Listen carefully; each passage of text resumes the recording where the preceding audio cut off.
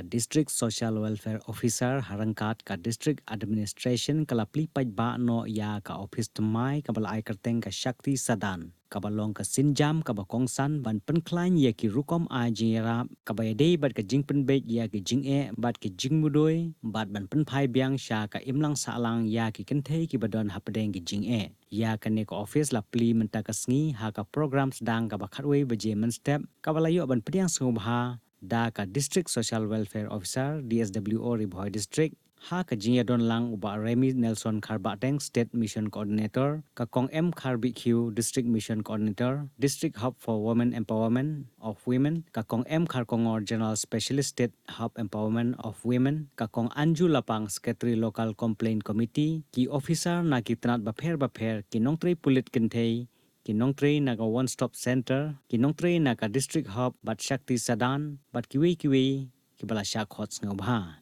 ha ka chu kapor ka Lamjingshai village organization Mawdiangum kala pediang ngobha langba ki jingruai ki bas ngautanat ha ka ni kasngi u Dr. Abhishek Sani IAS officer ubadi deputy commissioner ka Ri-Bhoi District ula longku mukongsan ubala ai ki jingkren paidbah ubala banjur ki jingdon kam jong ki nong yalam snong bat ki nong yalam paidbah ban pensapriang ya ki jingtip shapang kini ki jingshakri ki bakongsan ula kentu ru ban pendon kam ya ka MSRLS lengba ka self help group khnang ban penpo ye ki jingtip sha ki kenthe ki badon kam ya ki jingyaram